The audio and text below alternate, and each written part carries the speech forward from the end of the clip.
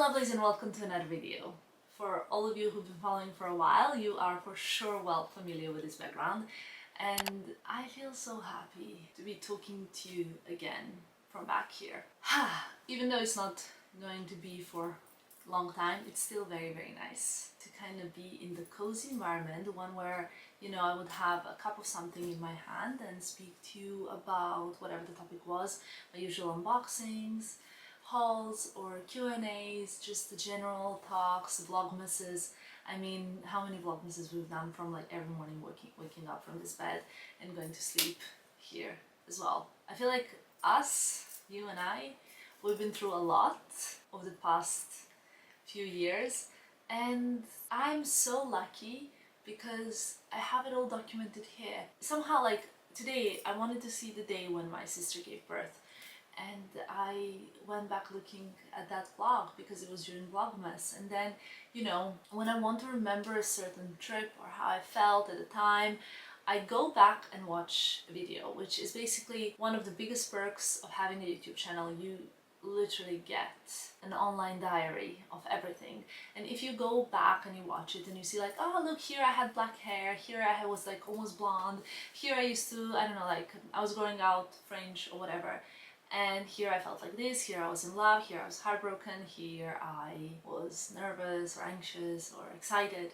And it's really nice. Equally so, I think that this period of my life, which is period of change, will be very interesting probably for me to watch in a few years' time, to be able to remember how I felt, what I did, where I was, and how I dealt with certain situations. So today's video is going to be about something that I believe is, or used to be, a very important topic on my channel, and that is Hermes. I think that ever since I believe 2016, when I got my first Hermes bag, this has been an important part of my channel. And then in 2018, when I started really collecting them more and more, in 2017 I started getting a lot more items in the London boutique, and then over the next few years I started developing my relationship to the point where I was able to say that I kind of knew how system worked, and I was able to purchase these bags in the boutique, where I shared my journey with you guys, and I was kind of like building my collection up until the moment that the collection was taken away. If you're new to this channel and you're not familiar with this, I'm not gonna talk about it because I feel like I don't want to talk about it, but sometimes things get like difficult to explain for the people, because I always have to consider that there are new people coming to the channel as well as there are people who've seen everything. So I feel like I have to consider both sides. So if you are new to the channel, there is a video about how I got robbed, or not how I got robbed, but about everything that happened, and my apartment got broken into, and basically my full handbag collection in Paris got stolen, which included 11 Hermes handbags. I had 12, but one of them I was wearing on me that night while I was out, which was the Mini Kelly, which is the bag that I still have. The reason why I wanted to speak to you about this, there are many reasons. I wanted to talk about Hermes in general because I wanted to tell you how this made me feel in a way towards my content in the future.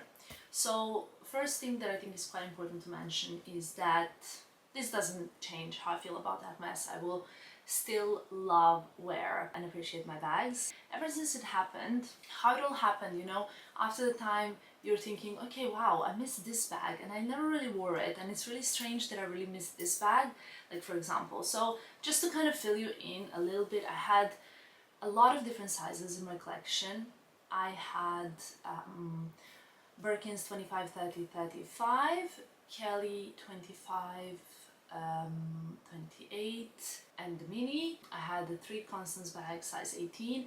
Majority of my bags, or the biggest amount of bags that I had, were in size 25. I had 2 Birkins 25 and 2 Kellys 25, and I would have said that that was my favorite size. However, closer to like ever since the beginning of summer, I surprisingly wore my Birkin 30 so much more than I thought I would. In fact, for the longest time I thought that my Cray Birkin 30 in Epsom Cellier was actually not a great purchase, but I really wanted a Birkin that was Epsom and Celia because I really wanted something rigid, and it showed to be a little bit, I don't know, like an awkward shape. Once I started wearing it more and more this summer, I got it in February 2020, so it was not a good time to wear it because of everything that happened. And now this summer I really wore it, obviously until the moment that it got stolen, and I thought like, wow, I actually really love this bag.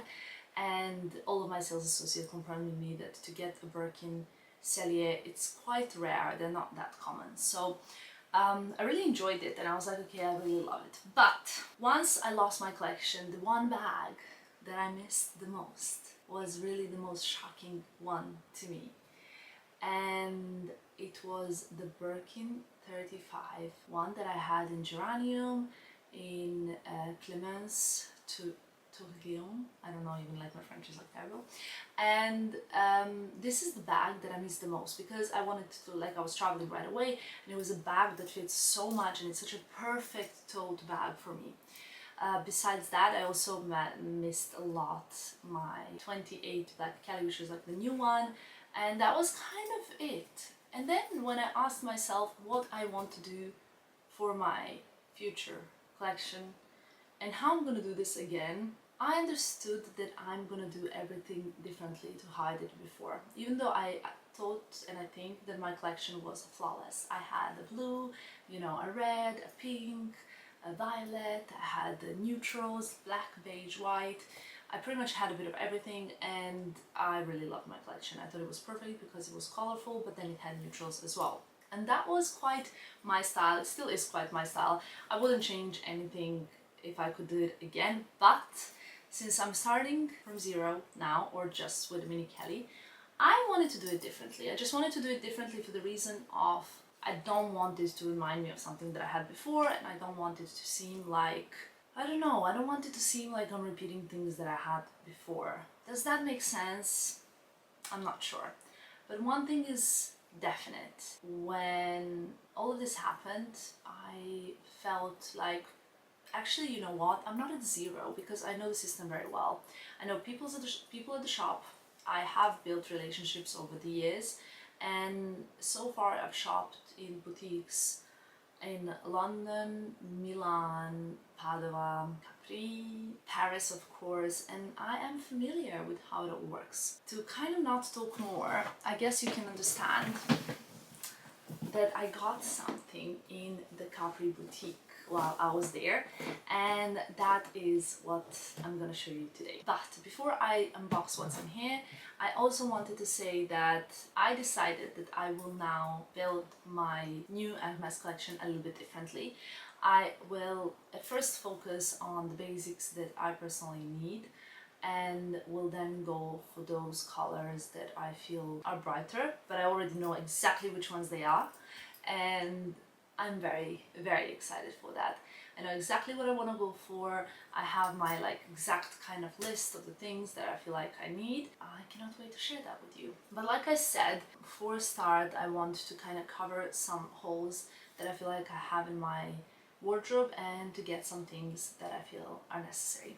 So I shopped in the Capri boutique, and you might be wondering, hold on a second, but do you know a sales associate in Capri? How did you do this? How did you get it? Etc. I think there are several boutiques around the world, such as one in St. Moritz, in Courchevel, probably the one in Portocervo, the one in Capri, which don't have their like regular clients, because I mean, if you think about it, Courchevel store is probably open for like the season, and you know, like if you're there, you stay there for like a few days time, you don't really get a chance to like be familiar with the sales associate, right? But I do believe that if you are lucky and they have stock and you pass by and you are nice and polite and you ask, you could get lucky. I do also think that there are some cities where you should really follow the rules and kind of, you know, build up your relationship first. And for some reason, I feel when you can ask and when you can't ask. And I walked in the Capri store with my boyfriend. He's always a little bit more charming than me, I think. And I really liked the store. I literally spoke to quite a few members of staff over there. They were so friendly, they were so kind, so nice. And I told them what I was after. There was something that I really really liked. So I got lucky. Basically, that's the story. So if you're wondering how does it work, this is how it works. And I was very happy and very lucky that I offered this. Now, also to fill you in my current Hermes collection, I do have the black mini Kelly, which I wore on the night that I was robbed, which I got in June 2020. I love that bag so much, and it's for me. Like, I'm so happy I have it, because right now to get a mini Kelly is super hard, and I'm extremely grateful that I have it. At the same time, I got another bag, like right after we got robbed. My boyfriend decided to surprise me, and he managed to get something else for me, which I filmed the unboxing for, but I never actually published it. It's also from Italy, so you might be wondering, hold on a second, isn't it like a rule 2 bags per year? And the Italian system I'm still trying to understand, really, but I don't know. Either way, we got something in Capri, and I'm very, very happy. So this is now my third Hermes bag in my collection, and it is something that I never had before. Does that give you any clues? Okay, hold on. So this is a bag that is one of the quota bags. However, it's a bag that I never had before, but when I saw it, I was smitten. So could you guess what it is? Let me know. Now let's unbox it. And the camera died just to the most interesting part when I was gonna unbox it and see it again after a week that it's been in this box. So here we go. Something that I have never had before. So tell me what you think it is, because if you listened at the beginning, you probably can easily make an educated guess, as we call it. Here we go. Whew. So inside of this orange box we have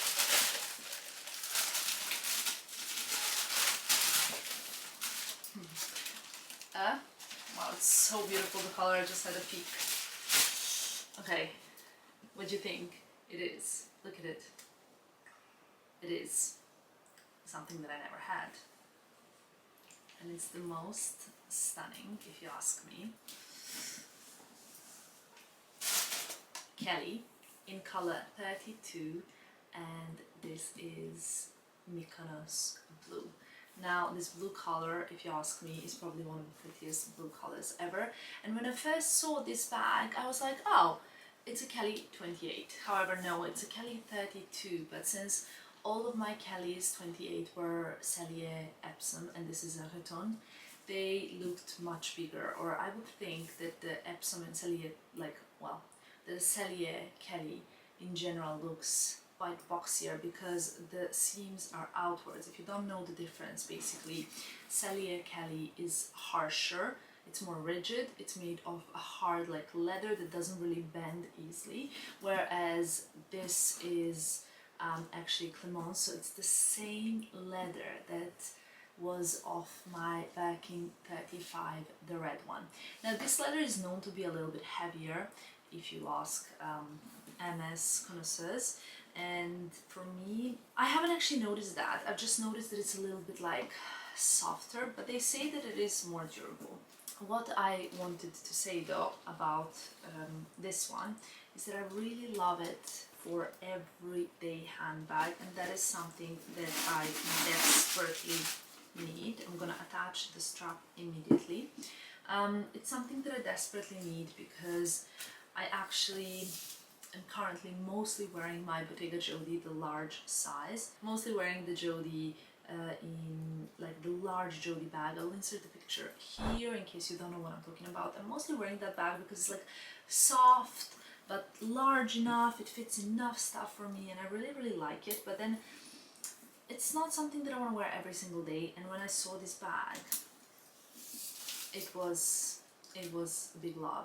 At the moment, I know that small bags are more of a trend. I think they're still of a trend, but I think that bigger bags are getting much more popular as we go, especially after Rosie posted a picture with that massive Birkin, I believe it was. I'll insert also a picture here if I find it online.